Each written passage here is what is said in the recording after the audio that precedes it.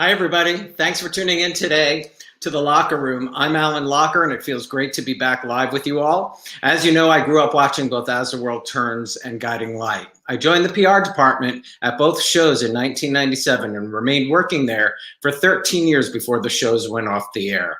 While I was home in quarantine, I realized I was missing my Springfield family and thought some of you may be feeling the same way too.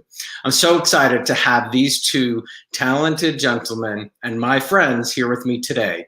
Please welcome to the Locker Room, Ricky Paull Goldin, Gus Aitorro, and Mr. Ron Rains, the one and only Alan Spaulding. Ron, Ricky. Hello. Ricky's flying his helicopter at the moment. I am trying to make sure I don't run out of juice and crash this bird. Very funny. I was actually going to ask if you have your phone charger plugged in. I don't, and I'm doing that now. I'm going to have my assistant, Kai, get over here. Well, welcome, gentlemen. It's so good to see you both. How are you both holding up? Ron, please go first. I'll tell you, we're holding up just fine. White extension cord. Well, we're in month 6 now. Six or seven. I mean, it's unbelievable. It'll be 7 by it's basically almost 7. Unplug the lamp and bring me the white extension. We're all holding up all right. It's been a kind of a roller coaster in how to maneuver it, and our daughter Charlotte she had just finished a play in D.C. and had come home to be with us while she looked for an apartment, and then the world stopped. So she's still with us, which has been absolute heaven. Now there was a adjustment period there for a while, and we were all stuck in our New York apartment. But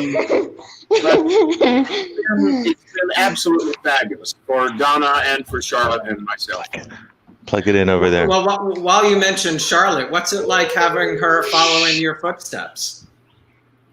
Well, it's great. I mean, I really feel horrible for the kids, though, that, were in shows or auditioning and taking classes and coming to the city with their dreams, and then it all just stopped. And now then they've scattered, gone home.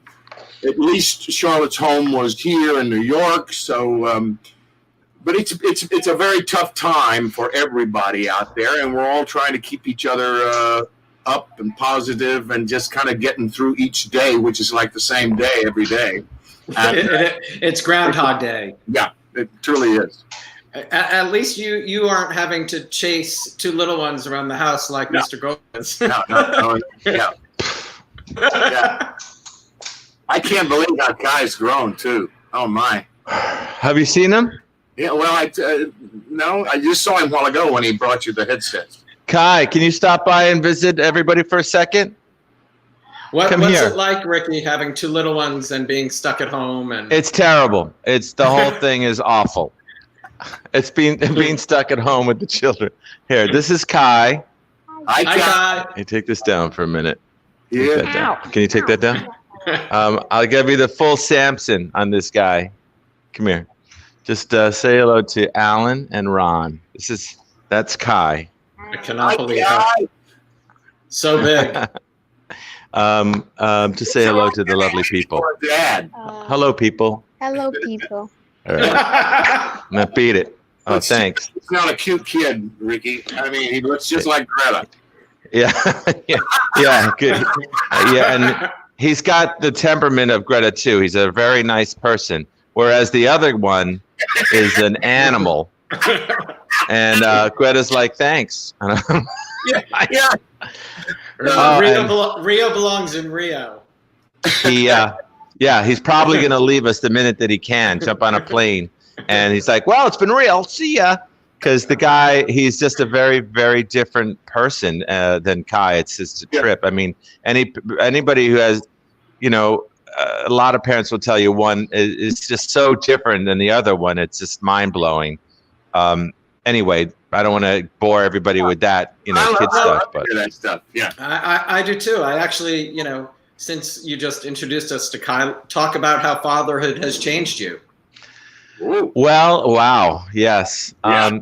Look, Ron knows better than anybody because I just go down the hall and Ron was my dad. My own dad was a very famous guy in Europe, a hypnotist, and he was great at what he did, but he wasn't great at being a dad. So the way it adversely affected me was I was going to be everything that my dad wasn't to my kids, if I ever was going to have any children. And so even if that wasn't the plan in my DNA is like, well, I never flew a kite with my father. I'm going to, and now when I'm out here on a beach with my son, I'm like, this is what that must feel like. Even as a grown man, I think that way. My process is like, I'll be with one of the little ones. I'm like, this is an amazing feeling for them. And it's actually an amazing feeling for me too. So I get to finally have that, Mm-hmm. and I would hate to see their life not have that. Mm-hmm. And so that became such a big part of my life. I was used to, only recently did my own relationship with Greta Monahan outlive or be longer than my only longer relationship was my television wife, Beth Ehlers. So my marriage to Beth Ehlers on the air only just recently was surpassed by my real relationship. So I was married to her, and I had 2 kids on the show, if I remember correctly. And but after the show was over, at the end of the day, you're like, well, see you later.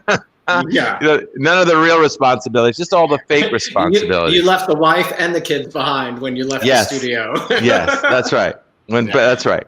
It's just it's amazing. It's amazing. It's amazing. You could tell. You could see the glow. You could see the happiness. So it's really nice to see, Ricky. Thank you. Yeah. Really. I mean, Greta had ruined my whole thing because I was a bachelor and I was doing just fine, but then I had to meet such a great person in her, and so I couldn't have.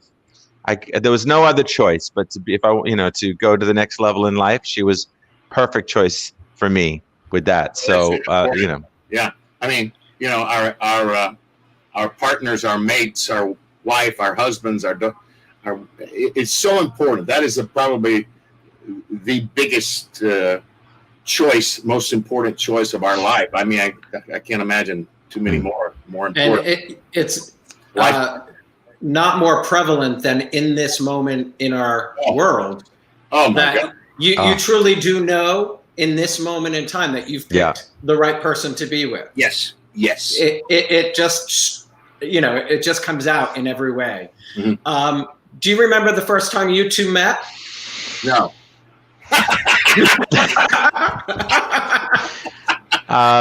I think I saw him down the hall running some Shakespearean, to himself. Someone that I had a scene with today, I'm sure. I'm trying to think, Ron, when is the actual first time that we met? It had to be obviously in the show. Yeah. But we didn't have to test or anything together. I'm trying. I can't remember our first scene. I'll get to those questions about screen testing. But anyway, Madeline just commented, Greta and Ricky couple goals, #couple goals. And I didn't want to be remiss, Ricky, while you mentioned Greta. How's she feeling? She's great. She, for those who don't know, went through a really crazy bout with breast cancer. And I've never seen anybody as strong as she is. Even if she ever did cry, she laughs at the same time as crying. So she's like, I can't believe I'm crying. What's the matter with me? So having a person like that, because had it been me, I probably, I wouldn't now because I've learned so much from her, to be honest. But I probably would have been a big depressed, sack on the couch. Not her. And she only went to work. She went to work even harder, raising money. I'll come home and she'll be up in the room talking to somebody for 2 hours. And she gets all like, who is that? She goes, well, somebody told this woman to give me a call. She didn't even know the person. And she'll talk to complete strangers and tell them everything that she's learned, because she has great memory for everything that she's been through and everything medically related, and has all the connections in the world. So a lot of people call our home now. She's almost like a sponsor, if you will. And again, an amazing character trait that I learned from, Let me ask you something, Ricky. What do you think she's learned from you? Positive. That's great. What do you think? Yeah. Well, I wish she would answer that. I don't know. Yeah. That I actually do have patience. That I actually can be somebody that you can count on. I will go on a rowboat across the Atlantic Ocean for somebody that I care about. When everybody tells you not to go, I will definitely go. You can if I say I'm going to be there, I'm going to be there. She has maybe, hopefully, knock on wood, that she picked a good partner that can hold up their end of the bargain. Mm-hmm. Because what you both were talking about earlier, that even in COVID, we have learned of our mates, how we really gel with them. And a lot of couples had a lot of hard times. Mm-hmm. A lot of couples didn't make it through this, and then they're living with each other. And thank God it's not the case for us, but it certainly tests everybody. Well, don't you think that on every level almost, that we, on the other side of this, will either come out stronger as individuals and stronger as a human being and more compassionate, or will be just totally a wreck? Yeah. I couldn't agree more, Rod. There was a moment, I think in May or something. 1 week was the most difficult week of my life. A 2-year-old, you can't go anywhere with the 2-year-old. The 8-year-old's on a Zoom class, and he needs quiet, and you can't give him the quiet. And I've got running what I'm trying to do, and a production company, people I'm responsible for, and all of this stuff. And I can't there's nowhere to throw yourself, except you want to throw yourself off the top of the house. So that was really hard time. I thought like I needed therapy. I need, some Nothing wrong with it. Nothing wrong with it. If you needed therapy. No, I know, but I needed a therapist to live in our house, It was, and Greta trying to go through what she was going through what she was going through. And she tapes segments for The View and Rachel Ray right from our home. And guess who the cameraman was, and guess who was so it was a freaking, and I know everybody went through their own private hell, but it certainly did test you. You're right, Ron. I think it's so important to reach out. I've got a lot of friends who live alone, and it's really hard on them.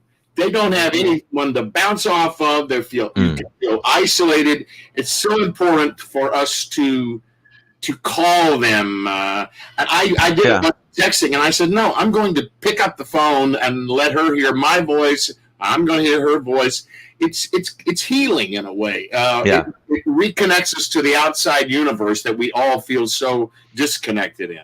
Yeah, Ron, that's sort of the reason I did this, because I just had this thought of a lot of our fans being home just like us, either with their spouse or alone, and getting to see, you who were in their living room 5 days a week brings comfort to them. Yeah. I mean, I think it's wonderful, Alan. It's kind of that seeing your faces is giving them, hope.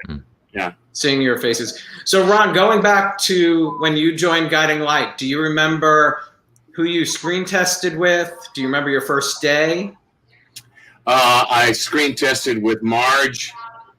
God rest her. Rest in peace, dear Marge. I think that was all I tested with. I can't. I remember I was really prepared, and here I had no experience doing daytime or television, really, and but I had really prepared well, and that part I felt very good in. Now, when I got the role, I was so afraid, it's so nervous, so overwhelmed at the amount of material that one has to absorb and get rid of, and then start absorbing more. That first year was really hell. I mean, I was walking around with scripts, and which one's the right one? Because I had a learning disorder. I also came from the theater where you have to, you say what's written. You say this absolutely, it, at, the, but, and all that kind of stuff. Well, in daytime, you can paraphrase. You paraphrase a lot of times and get everything that's in the speech or whatever. Mm-hmm. Well, I didn't know how to do that. I didn't have that muscle, and I had to learn how to do it. And Ricky helped me with that a lot. Just watching watching me fail at it. Ron learned a lot. Who was your biggest Ron supporter or coach when you first got there? Was it Marge, or was there someone else who took you under their wing to sort of guide you? Well, I came from the theater, so I was a guy that liked to run lines and get it out of my mouth and just kind of start reacting with the person, hear them, and so it was. If anyone I had scenes with, I tried desperately to get with them in the morning or whenever we could to run our lines, and a lot of them weren't used to that. What? Okay. But they said, they knew eventually if they had scenes with Ron Raines, he needs to run lines. That's so funny. And Ricky, you were part of the P&G family before Guiding Light and did many other things. Did you have to screen test for Gus? Yeah, I am. When you say that, so that's because of Another World. Another World was a Procter & Gamble show too. Yeah, and a long time later, I had moved to LA, and again, I was living in LA when I got Another World. I was living in LA when I got Guiding Light. So yes, I had to fly to New York. I thought I was like one or two guys that I had to test. Turns out there was like 15 guys there. They don't tell you that. Any that you recognize? Yeah, there was a couple. Daniel, I can't remember his name now. He did get a role on it later. And I can't really remember everybody now, but I just remember that your heart you swallow it goes into your throat, like that. Well, I thought I was gonna get this, have this in the bag. And then, by the way, on soaps, they put you all together. You're all in the makeup room, one after you come in, then you come in, and then you're sitting around, and you can actually hear their screen tests on the monitor. The monitors are all on, and you're hearing the dialogue that you're about to do, or you have to wait 5 guys deep into. But I think I got. I was already getting. I'm sure I was very nervous, but so who did you screen test with? With Beth, and Beth was prickly. Well, not with me, like she could be. She's a perfectionist, and if somebody annoyed her in a screen test, you could tell she didn't have it wasn't easy for her to hide her feelings. And it's not. I'm not. Hey, isn't that a true New Yorker? She was the real deal. Yeah, I wasn't. I'm not throwing shade. No. I just said she because to keep up with her, it was a feat in and of itself. So when I got on there, I tried to have a lot of attitude. So, and I said something we're both behind the flat right before you walk out and do the scene, and I said. Just give me everything you got. I remember saying something like that to her. Give me everything you got, and I'll try to do, serve back every tennis ball to you, or whatever my stupid analogy was. And she's like, oh, and so when I went out there, I think I started the scene off like, yeah, you heard me. And so sometimes you just with somebody who's very, very good and very talented, and you've just got to come in and try to just try to just keep up with them. We had a really good thing from the beginning, though. I think I already annoyed her, and it's like Michael Jordan. You really, if you piss them off, they're going to really They're going to really show you their A game. And I'm saying because I've been watching The Last Dance with Michael Jordan on Netflix. But she was amazing, and I remember the scene went really well. That's what I remember, and I remember forgetting. I know I'm doing okay when I forget. I forget how the scene even went. If I'm thinking about it afterwards, like, oh, I could have done this, and oh, I should have done that. Then I know it probably sucked. But it all flew by. It was all very real. I felt like we were like moonlighting in that show Moonlighting, with going back and forth with each other. Totally. That's a great analogy for Gus and Harley. And honestly, I walked out of there and they didn't call me for like a month, which is always a great feeling. And got back on the plane and went to LA, and I'm like, every day that goes by, you're like, hey, this is slipping away. The boat's slipping away from the dock, untethered, and it's gone. And then I got lucky and I got it. So, Ron, did you? Ron, Alan, I wanted to say, yeah, go ahead. Me about the people who helped me.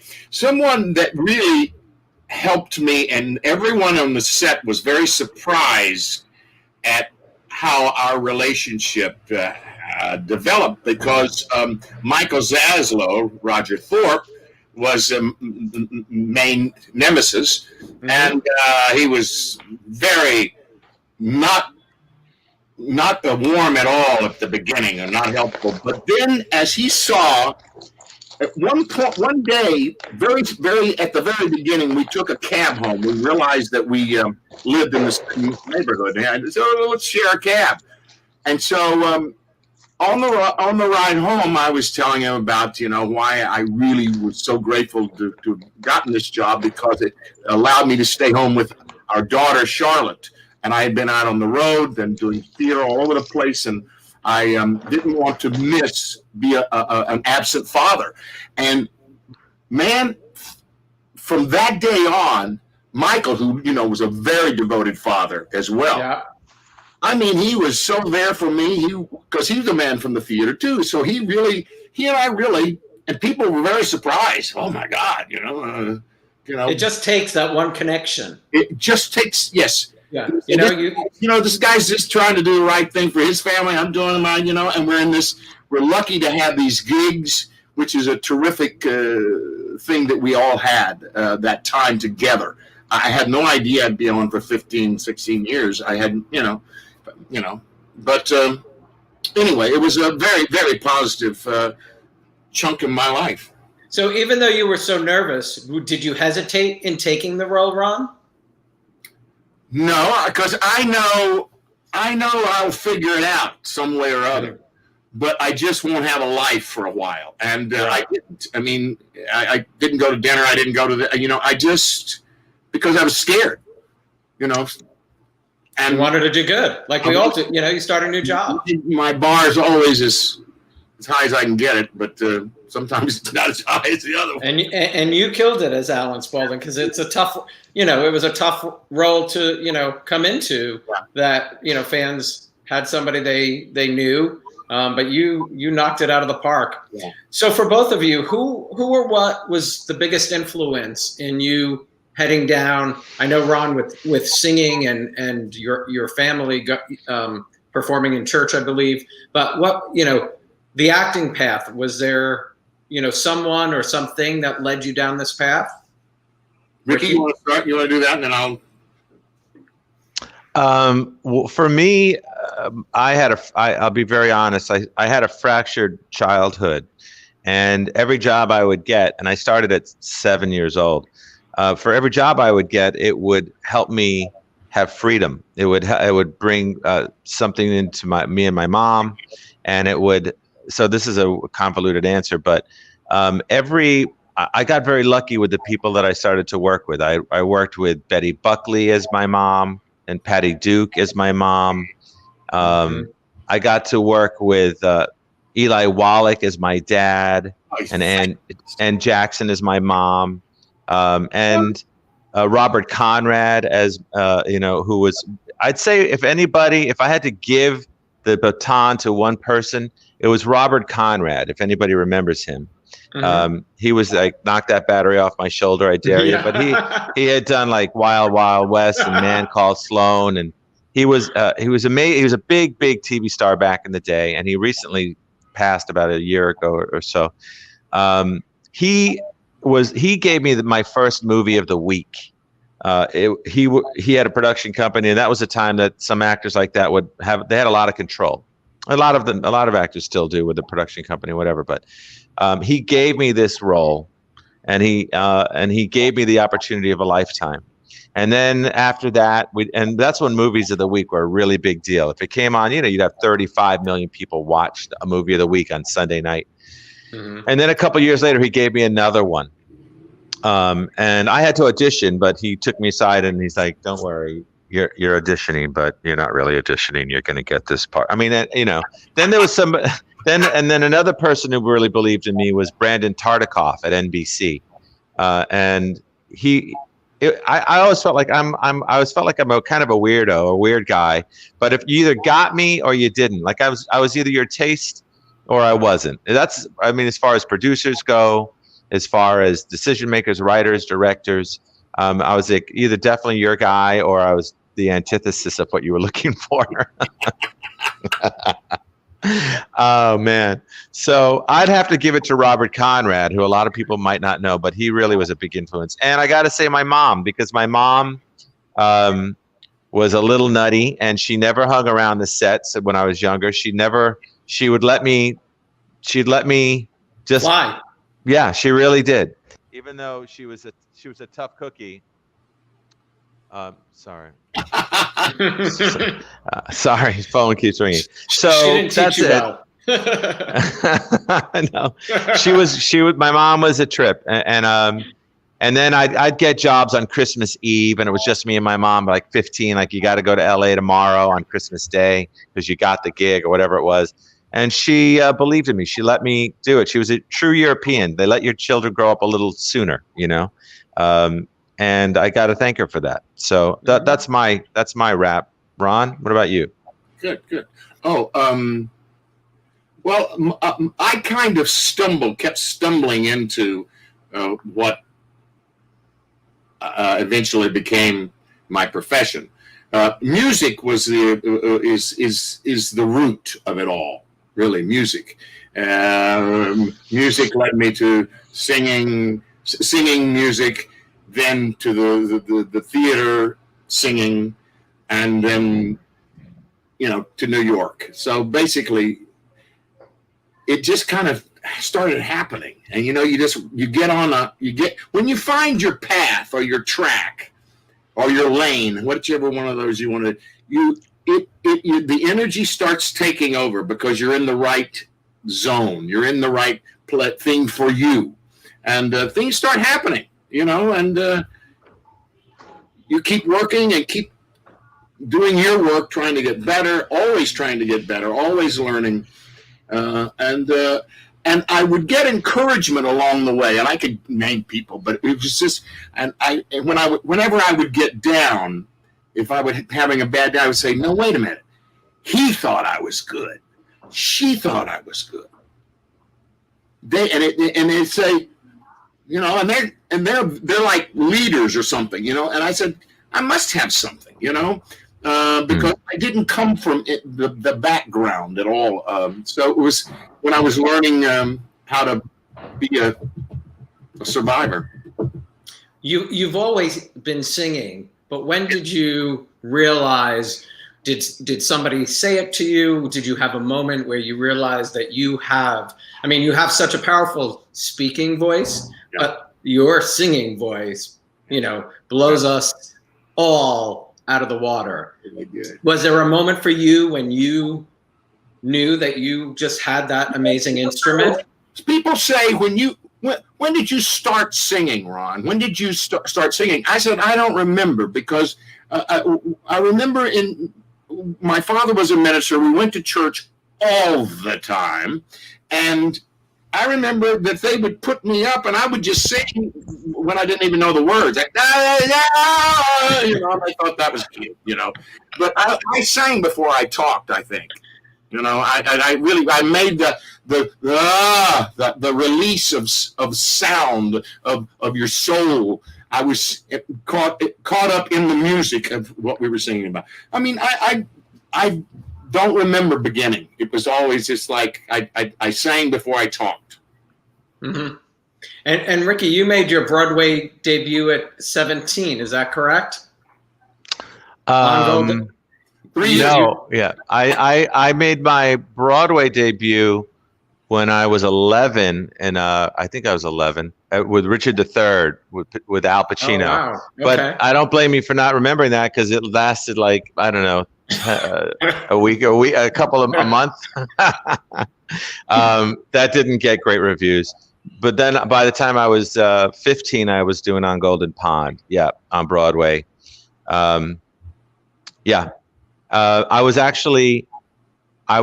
then I tried out for the movie, but I don't think I was cute enough or blonde enough, Californian enough to curse out Henry Fonda in the film. So I didn't get the movie, but yeah. And then you go on to play the iconic Danny Zuko in the remake of Grease. What was that? That's right. Well, it's like there's two of us or something. I do not know. That was amazing. It was a role that I gotta say, like everybody wanted it, and I thought I was gonna lose it to like John Stamos. Like I lost a lot of stuff to Stamos when I was younger, but he didn't get it. I got it. There was a long. It's a long story about how I got it, and I was in a. I'm not gonna go in it. Don't worry, Ron. But don't worry. It. But I got it. Yeah, and it was. I did 726 performances of that show, and that might not sound like a lot, but Ron, you know that's a lot, man. That's a lot. Yeah. Have you ever thought about? Did anyone ever approach you to direct it somewhere? No, that would have been amazing. No. I mean, you still could do it. Those kind of eyes. I mean, to put together an entire. Oh, I'd love it. That's called stepping in, poop when somebody calls you and it's like, I don't know. And then I got a phone call and they're like, hey, you want to direct this thing? I'm like, direct it. I never thought of that. And then, that didn't happen, but now I'll put that out there, Ron. All right. Good. Yeah. And Ron, you made your New York City debut at the New York City Opera. Is that correct? No. Yeah, I think it was. Yeah, The Merry Widow. Yeah, and what do you remember? I remember once again. I found myself I was the third cast, and so the first cast gets all the rehearsal. And they get to do the dress rehearsals on the set, all that kind of stuff, and the orchestra rehearsals. I was the third cast, and I think I was 31 years old, 31. And so literally at New York City Opera, which is always, it's a pretty tight budget. Here I was in my dressing room, and I hear over the loudspeaker right before the performance, right before the curtain went up, Mr. Range, you may now come and walk Act 1 set. So I had never been on the set. And I'm making my debut under those. Wow. I've never worked with the conductor. And the same thing in intermission, you are now come on act and walk the set of Act 2. Now this means, you're going stairs and all that kind of stuff for the first time in front of a live audience. So in a way, that kind of situation was preparing me yet again for, which was different in Guiding Light, about cramming and being out there and not knowing what's coming out of your mouth. It was always kind of that situation. There was a leitmotif in my career. When I did Showboat on Broadway, I was the replacement. And I did that a lot. Anyway. What was fascinating, I was trying to put this into words and I might not ask it right, but for the opera, what you're using as your tool has got to be so different than what you're using when you're doing, let's say, Newsies. How do you prepare differently for like those two things?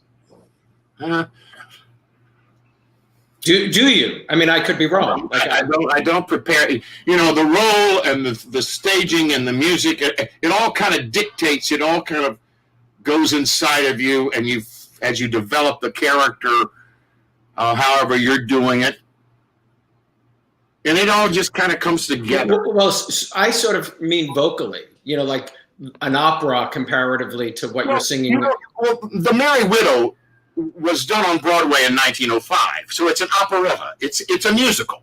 It's a musical before Rodgers and Hammerstein. It was a Viennese operetta. That's what it was. So it's got dialogue, comedy, people. So it's not like Madame Butterfly or those things. So it's different. I was never that kind of singer. But no, I don't prepare differently. I mean, same thing with Daddy Warbucks. I mean, I love that role. Oh my God. And I kept the hair.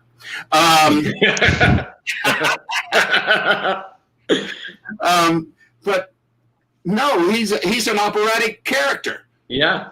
Big, you know, like Alan could be too. Alan was operatic. You know, he was, and so I played in Newsies. I played Joseph Pulitzer. And I made him that way too, because he was the role was really the guy in the story was really more of Hearst, who was bigger. The Pulitzer as a man wasn't that way, but I played him that way because the more you hated me, once again, the bad guy, you know, the more you hated me, then you were rooting for the kids, you know, the newspaper boys. So I've always kind of played those kind of guys. I like it. I loved seeing you in that because I had worked on the movie when I worked at Disney many years ago. Yeah. Loved seeing you as Pulitzer. Yeah. I mean, Pulitzer is Alan Spaulding completely. Yeah. You know, in that show. So Ricky, go back to you were talking because I know fans, you know, are asking a lot about Beth, what it was like working with her. But somebody did ask about, did you guys, you know, sort of ad lib or improvise in scenes together? Oh, yeah. You don't know. You just, Mr. Locher. Well, I had to say, I also had, I wouldn't say I had a problem, memorizing my lines. I did okay, but really, Beth, there are certain people like Michael Knight on All My Children, like Beth Ehlers on Guiding Light, even Susan Lucci. They know everybody's lines. They just have that thing in their brain. If I may say, that's not me, and that's not you, Ron. Me. So, but Beth Ehlers would know her lines and my lines. And we were very, very fond of each other. We really loved hanging out. We were really good friends. She was just such a great battle of the wits all the time. And that was the same thing that I think that we had on camera. And so to answer your question, there were many times that she'd throw me a line and feed me a cue, and I'd be just staring at her. Nope, I don't. And she's like, I bet that you're thinking this right now. And then it would trigger me off, and I'd be able to go off. And sometimes I would just go bananas on a big speech, and I'm just going in every direction. And then she'd pull me back in, and it would end up equaling a pretty good scene. And so at least I hope so. And it was entertaining, that's what we were told. And she was amazing for me for that. Like, our personalities worked well. She was by the letter. I was by the whole alphabet. I don't. You were just pulling. Yeah.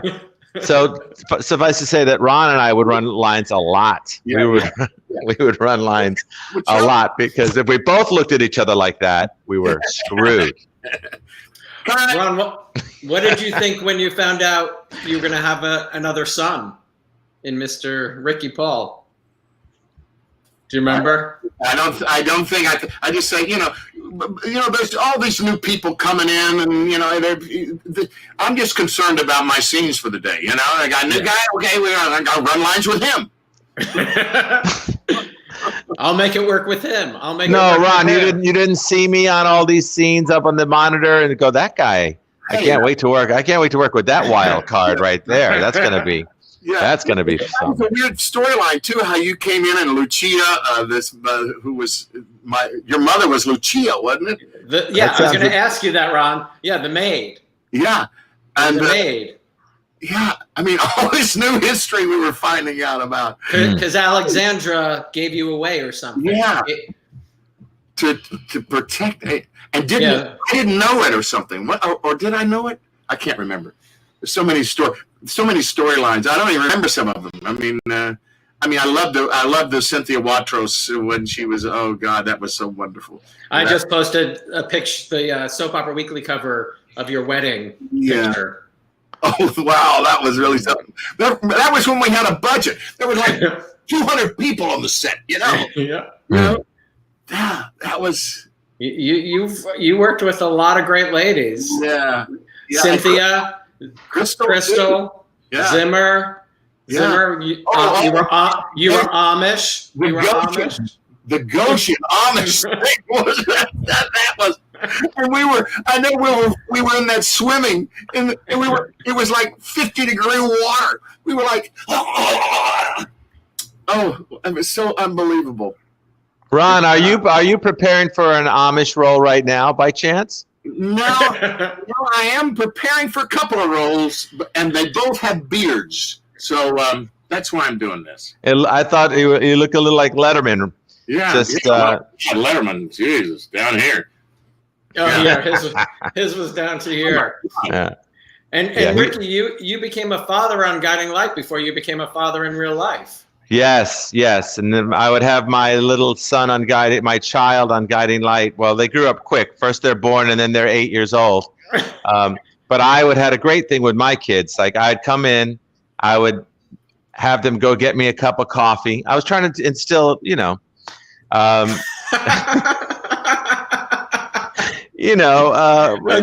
and responsibility. So I'd be like, listen, get me a cup of coffee and bring it all the way down the hall. And they'd be like, and it come like, it doesn't have milk in it, doesn't have sugar. It doesn't, so it doesn't have a swizzle stick, but I'd have the best time. Or we had a candy machine there. So I was bad. I was almost like a bad uncle instead of a dad. I was more like having a blast with these kids. And by the way, you're a better guy now. You're a better person. But listen, I was like the child. I was like a child playing with another child. Right, but those were Harley's kids, but you actually had Rafe. Yes. Oh, that's right. That one. Well, he came in later in life. That's right. He was a bad boy. He was a teenager. Yes. Alan, you remember all this stuff, I don't remember it. No, I have to do my research. Yeah. That was EJ. It's hard because as the publicist, I know your personal lives and your stories, but the stories have gone out of my head. I have to look them up. I can't remember. And I'll tell you a little birdie. Jill Laurie helps me a lot. Oh wow! Well, of course, everything. I got to see Jill in November in Detroit. She's moved out there. Yeah. And, I was doing a production of Sweeney Todd. I was doing the Judge Turpin role, the creepy. Oh, I love those creepy guys. And and I got to spend a couple. We had lunch and dinner a couple of times, and got to catch up. She's just wonderful. She remembers everything. Yeah. Everything. She and I talk all the time. We spoke of her briefly earlier, but can you share memories of Marge? I know it was so horrible to lose her. Oh, God.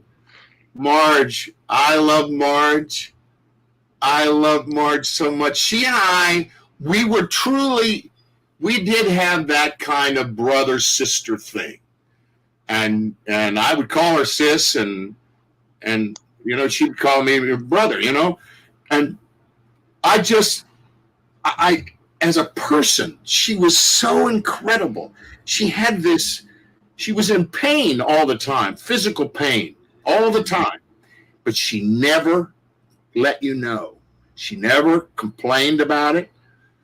And I admire her so much. Her daughter, Deb, wants to do a memorial for her. Oh, great. Get to the other side. I mean, she was literally, she passed, I think, in January, didn't she, or something like that? She passed in January? Close, yeah. we put it together. Then the world stopped. But Deb and I have Deb reached out and said, I want to do something for Mom. And I said, absolutely. I said, they'll come out of the woodwork for your mom. So anyway. Yeah. And Ricky, you got. Oh. My glass. Ron, talk about working with Crystal. You got to work with her on Beacon Hill as well. Oh yeah. So, I love Crystal. Crystal, the best kisser in daytime. I always say, "Oh, you're the best kisser in daytime," and she smiles, of course. But I enjoyed her. We had some hot scenes too. I remember Susan, the director, Susan Strickland, had us knocking over lamps and getting on. I mean, it was so much fun.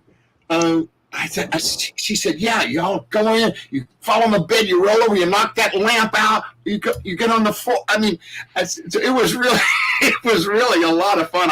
That one I remember specifically because it was a lot of fun. But I love, and Crystal's done amazing things. I mean, amazing. She's a real entrepreneur. I'm next Wednesday. Crystal and Hillary are going to do this together to talk about what they've been doing, because it's pretty. I just finished watching the most recent Beacon Hill and the most recent Venice with Ricky. Ricky and Michelle Ray are in it together. Oh, I gained a lot of weight for that role, just so you know. I've since lost it, but just saying. They fed you well on that set, huh? Yeah. I was a little bloated on that show. That when we were filming that was a real tough time for Ricky. But remember, because you had to leave. And because Greta was in. Boston. Yeah, we went through some stuff. It was not the greatest timing, but the good thing, like, you're surrounded with all the people, like you're on your own show. Like we were on our own show from back, before that. So there's a shorthand that you speak, and it's it's a blessing, showing up and having Ron there at the buffet, holding the plate for you, eating all the food, and not giving other food it just brings you right back to where back to the old days. Jenny, one of our fans, was asking you about the hilarious chemistry that you and Rob Bogue had. Oh, Bogue? Yeah. Did you guys have fun doing that together? Yeah, Bogue is a very underrated actor, I think. And I think I see him pop up here and there, but he's very funny, dude. And we were also thrown in this thing where, his attention, like, with Beth, with the character, I think he was after Beth Ellers, or so, I can't remember everything, but he was a lot of fun to run lines with. So he's a very sharp, quick thinker, and I actually had a good time with Bogue. I forgot about how good a time I had with him until you just brought him up. I actually follow him now on Instagram. Bogue and Cosgrove kept everybody on their toes.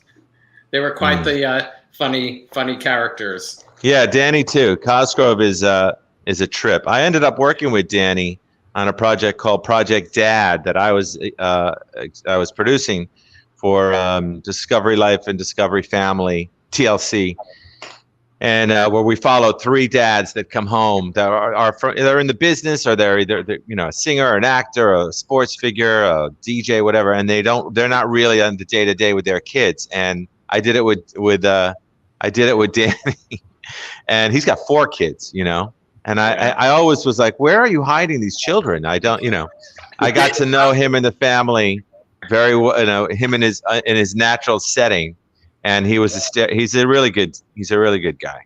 He really is. I'd love to see Danny in his natural as a parent. Yeah, and going home, then bringing him and meeting his dad. Did a scene with his dad in real life, his real dad, and his kids, and seeing him be a father, because a lot of times we were goofing off on the set, and he made everybody laugh, and he could spontaneously go into a rap song about nothing.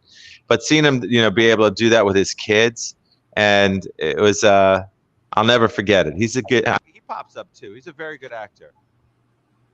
Ricky's a popular person. His phone keeps ringing. I'm so kidding. sorry. No, don't worry about it. Ron, Michael, one of our fans was asking, do you have a favorite Alan villainous moment and a favorite partner in crime? Was that for Ron? Oh, yeah. Sorry, yeah. Ron. Go ahead. Yeah. Well, all the things I did with Marge and of course Gus were. Thank you. and when the very beginning, when Roger Thorpe and they really built that storyline about us. I really enjoyed that. The snake. Remember, he went into a snake house and there were all these snakes and I say, "Welcome, Mistress Thorpe." And my voice over the I don't know if you remember that. I've done that beginning. I'm going to look that up. That's great. It was at the very beginning, and of course, then there was Donna and Ginger. Alice and Janney. Alice and Janney and Ginger. Alan had. And they would come in the room, and whatever the scene was about, it was about them because they played off each other and were so brilliant. Whatever happened to Alice and Janney? I mean, Yeah, I know. I have a lot of good memories, and the painful ones I choose to forget. Ricky, what are some of your favorite stories at Guiding Light? Oh man! Well, I only remembered that I had a son after you just reminded me. Well, you married two women. You married Harley and Natalia. Yeah, that was it. It got all screwy for me at the end.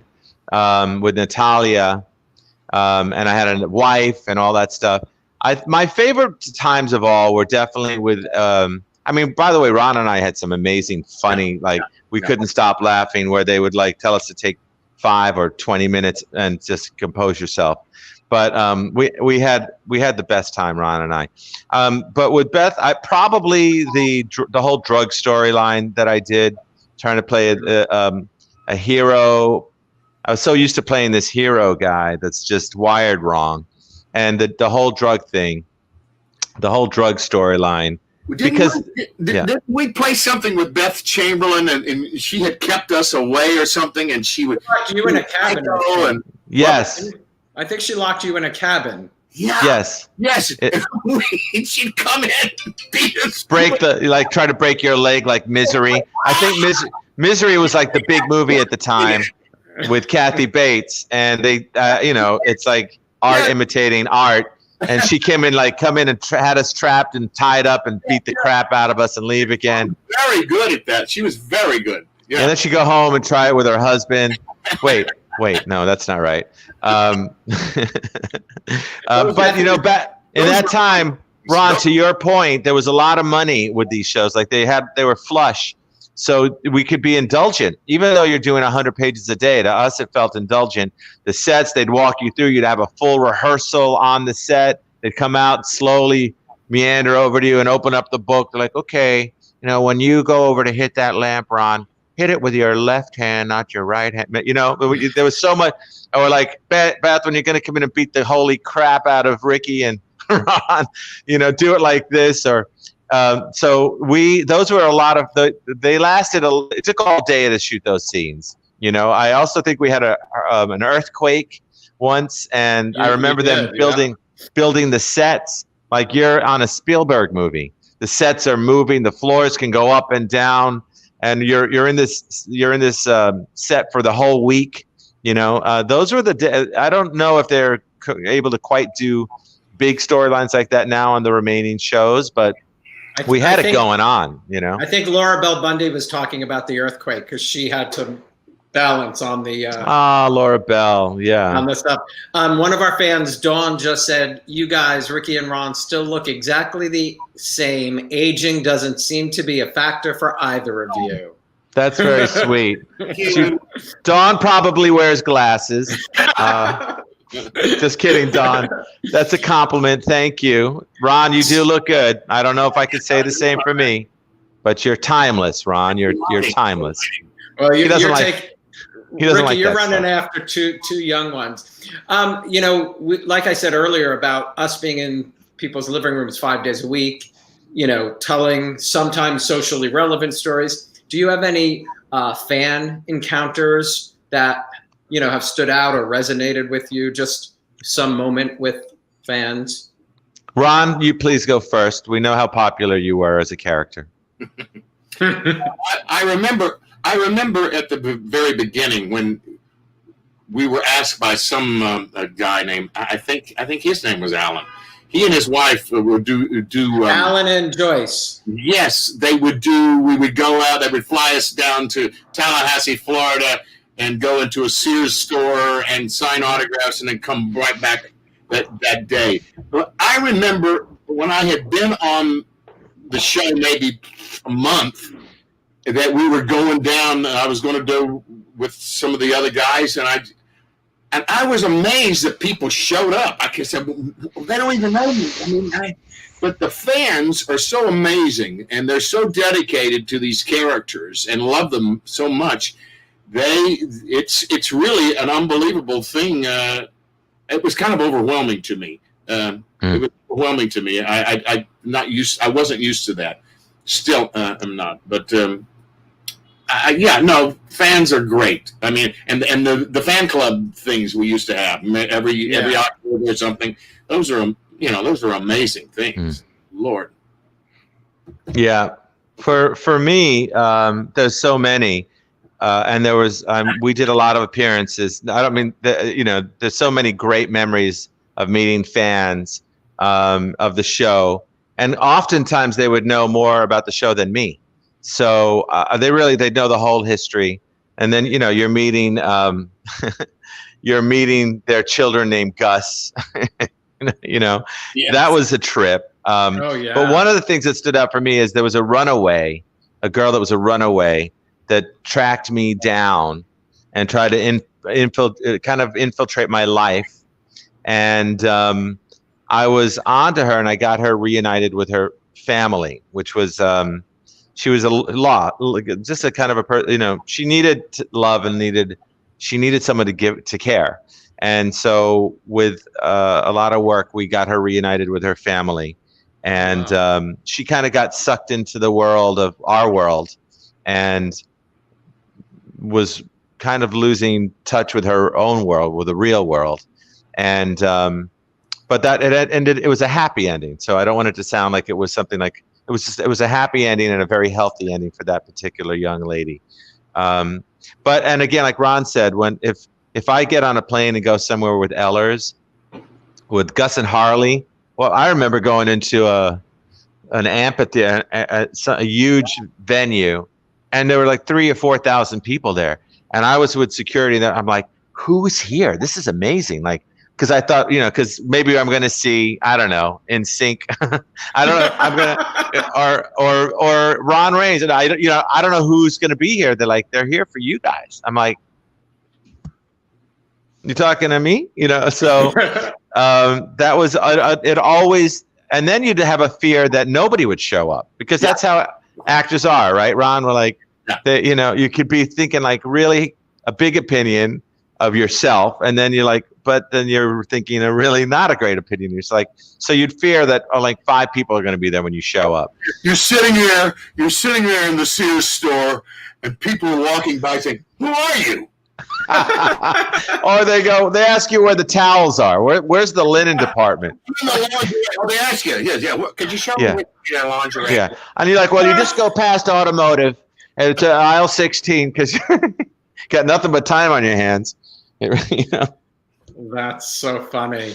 Hey, Ron, you have to talk about your 2 other children, Grant and Rick Hurst. What was it like working with them? Rick was great. Oh, he was great. He was a very intense, talented actor. Of course, he was playing Alan Michael. Oh, my God. And he was the first one before Grant came on. And he was such a pro. And I was so scared. I like Rick. Yeah, I like Rick Hurst. Yeah. Good guy. He's a good guy, great guy. And Grant, of course, Grant's my buddy. He's still my friend. And No, he and I had a great relationship, and offset, onset. Onset was not like it was offset. But, yeah, definitely not. Yeah. And Justin and Mikey O'Leary. I mean, there was, Jay Hammer, and there were a lot of good guys. Peter Simon. We all used to really have a great time. And, of course, Michael could make us laugh. Oh, my God. He still can make us laugh. I was remiss not mentioning him when I mentioned Bogue and Cosgrove. I was remiss at the number one funny man, Michael O, for sure. The stuff Ricky, we would get away with, it was. I enjoyed working with Jerry too. I didn't have that much with him, but he was always a wonderful presence on the set, and he was, of course, he was a man of this medium. I mean, he had been doing it for so long and did it for so long. He's kind of an emeritus status. Jerry's going to do this tomorrow with his One Life to Live wife, Erica Slazak, and Mark Derwin from Guiding Light. Oh, wow.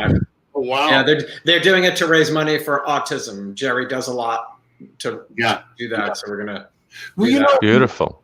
There was that One Life to Live and another show. I think it was All My Children went out to Connecticut, and they were shooting out there for a period.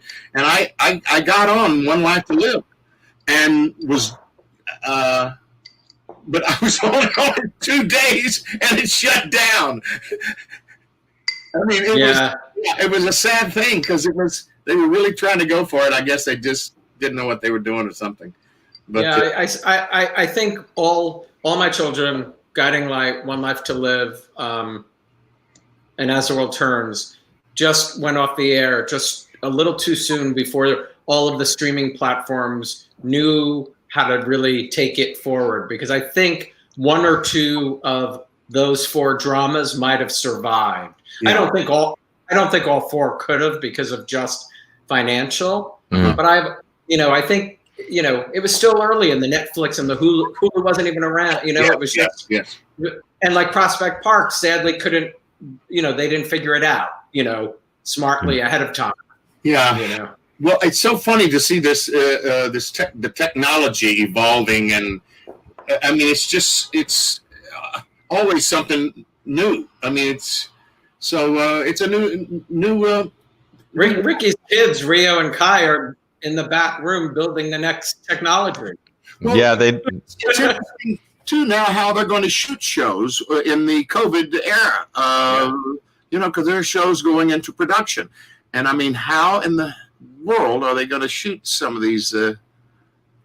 And just all the codes that we have now, and checking. It's going to be an interesting. We're living in an interesting time. That's an understatement. Hey, Ricky, you and Beth left GL at the height of your story and the popularity. Did you both possibly think you were going to take that to All My Children? Well, I left first. The reason was because, to be really honest, Guiding Light was struggling, I think, but at the end, the budgets weren't there. They were really trying to make things.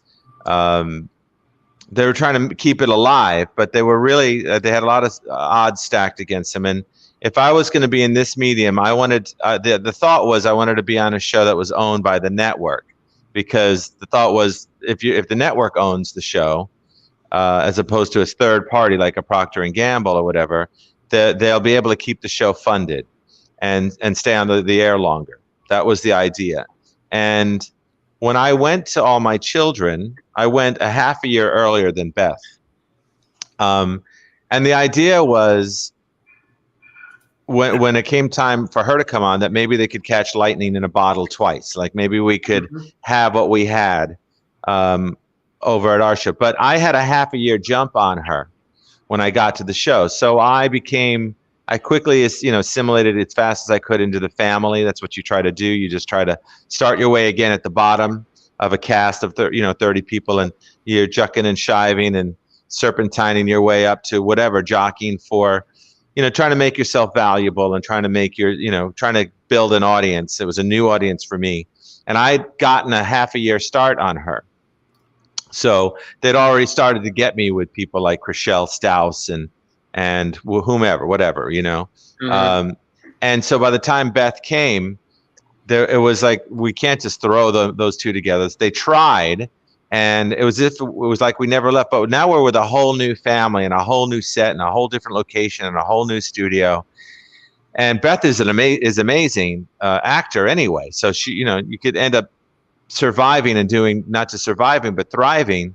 It didn't happen. It didn't capture what we had on the other show.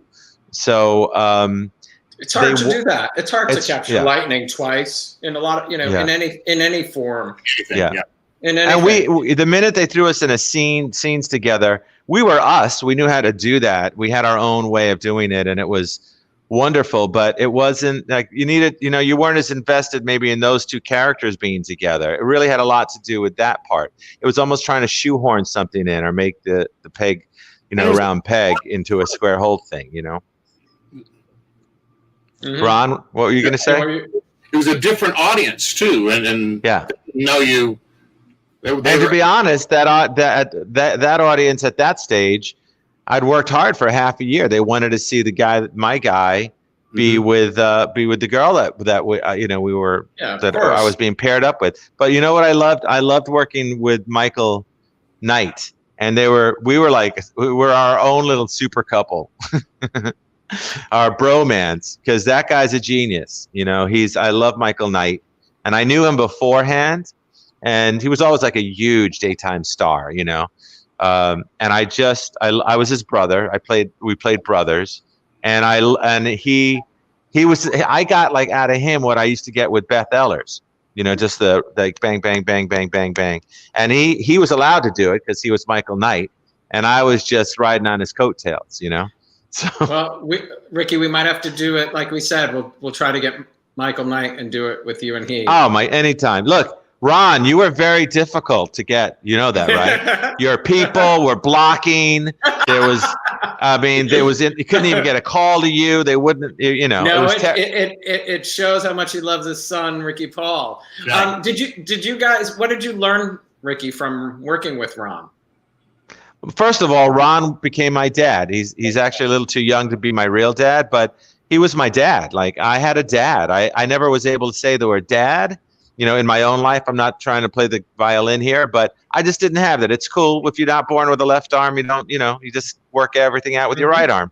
But I got a dad. I got to have a dad. He also kept me I'm sure I was bouncing off the walls. I still get accused of that to a certain degree, But he kept me in line. And you're wondering about Rio? Well, it goes full circle, right? It's like Simba. It is time. Lion King. But Ron kept me in line. He's like, kid, we are rehearsing. Like, get down to my dressing room, And I loved it. I'd go down in my silly little robe or whatever, and and would have the script, and I'd be like fumbling around, I was so lucky to have a Ron in my life because he was my dad. And by the way, it transcended into my own life. Like, I get texts from Ron every now and then.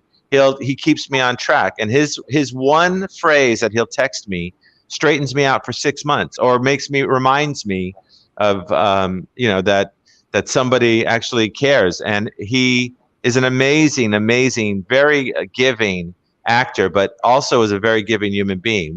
We go and we check in each other like once a year. We'll get to do some FaceTime and go have a breakfast or lunch or something, and it means the world to me. I love him so much. You'll never really know, Ron, how much I love you. And I say around my own house, that's my dad. I mean, think about it. He was my dad for 10 years. And I love that, because you also remind people who are listening that it isn't just about blood relationships. Family is you make your own family. Yeah, you make pick your own family, and that's really beautiful.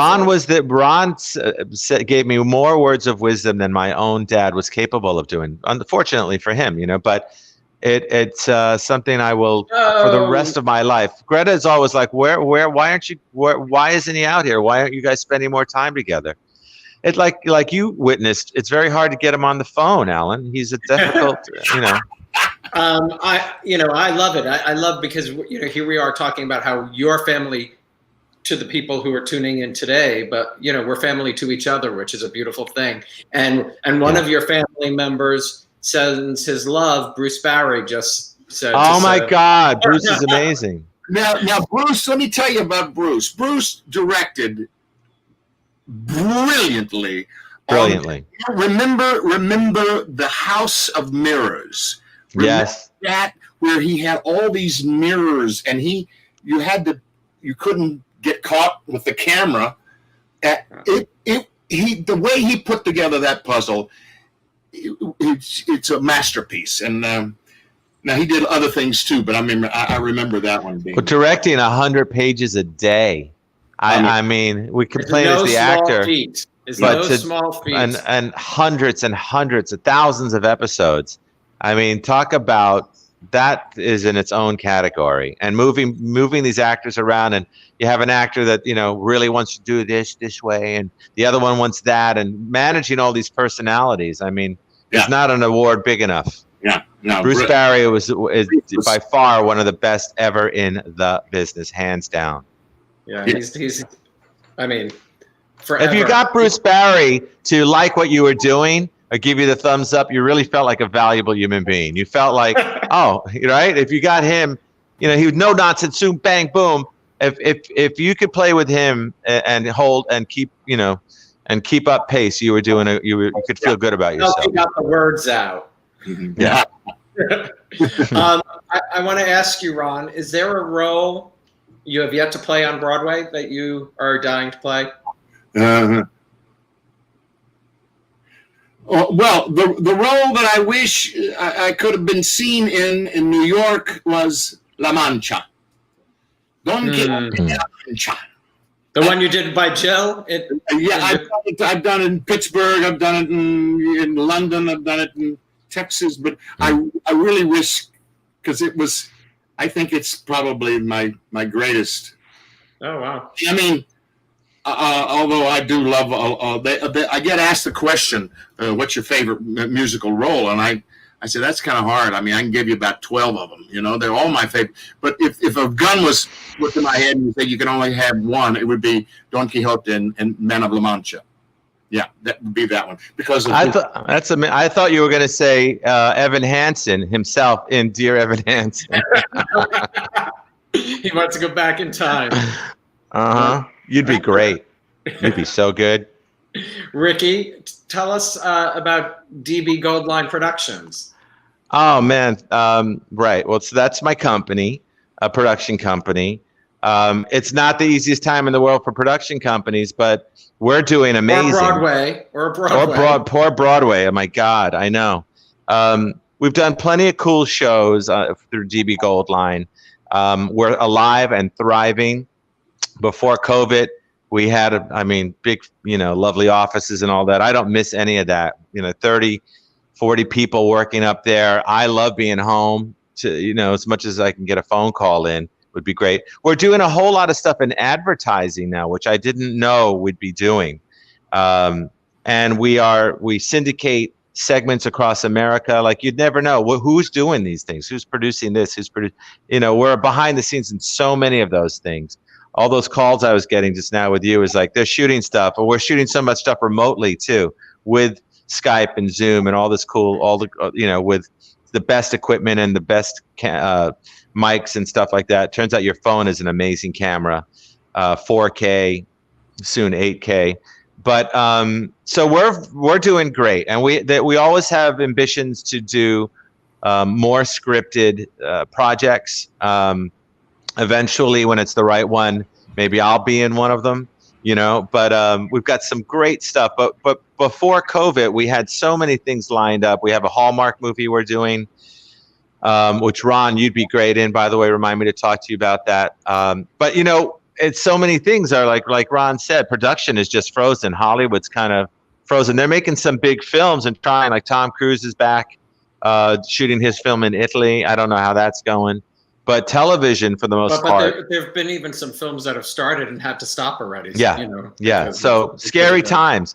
But you two need to work together again for sure. Oh, I'd love to. I wouldn't even have to read it. I'd want to work with Ron in a heartbeat.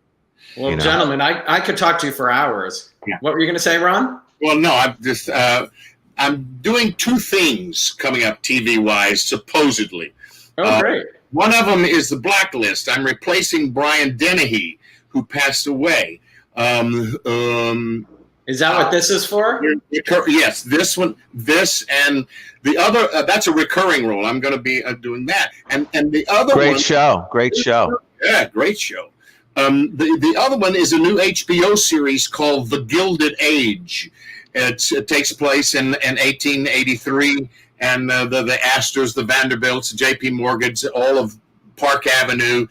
The writer is Julian Fellows, who did Downton Abbey. Downton Abbey. Oh, wow. They want to make that the American Downton Abbey, if you will, where, with the servants and the upstairs and the downstairs. And I'm doing a guest spot on that one where I play a railroad baron.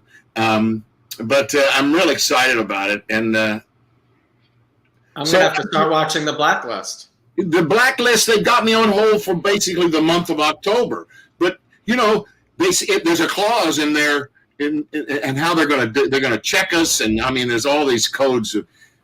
I'm sure you know all about that. It's all this stuff you have to do now, which is fine with me, as long as we can get back to production, But how they're going to shoot these things is going to be interesting. I'm very curious to discover that. Yeah. It's definitely it's interesting. It's crazy. We're all going to look back and we lived through that time that everybody had to wear a mask, and they won't believe it in 50 years from now. Oh, we will still be wearing masks. We might be. Oh my gosh, that's crazy. Yeah. Well, guys, I just wanted to say, Ron, after we get off, we got to talk to each other, because if you're not shooting, you should come out and hang out. Come out, and we have a way to be safe. And COVID free, so I can talk to you about that offline. Okay. How long are you out there till, Ricky? Well, right now Zoom school is till the end of October. Oh, okay. I'm going to be out there the first weekend in October. Oh, great. Well, we're here. Yeah, please, like I said earlier, blow up my phone, Alan. Yeah, I'd love to see you and get together. I will do that, gentlemen. It's been great. I'm gonna read the poem from Guiding Light, because somebody commented asking what was that poem. I don't know if you remember, but I'm gonna say it before we go off. Yeah. There is a destiny that makes us brothers. None goes his way alone. All that we send into the lives of others comes back into our own. Yeah. You remember that, guys? Thank you Who wrote so that? much. Oh, it was for Guiding Light. If I'm not I wrote mistaken, it, Ron. I wrote that. I wrote that for you for your birthday. Was it one of the first? Yes. I thought that's the preacher, right? That had wasn't it the preacher? And he kept a light in the window as the guiding light. Ron is. I think that's what. Right. Okay. Yeah. Cool. Ricky. Good job. Wow. Yeah. Totally. Reverend. So it turns out I didn't write it, I guess, but yeah. You remembered it. That's awesome. I'm easily confused. Well, thank you. You made me happy. I know you made all of the people watching today happy. Stay here for 1 second while I sign off. We can all say goodbye. And Alan, thank you for making this happen, Alan. You're really you're our rock star in this. So thank you. Thank you. You're very welcome, Jen. Stay here for 1 second. And right on. Everybody, I'll see you tomorrow with Jerry Verdor and Erica Slazak and Mark Doran. Have a good day.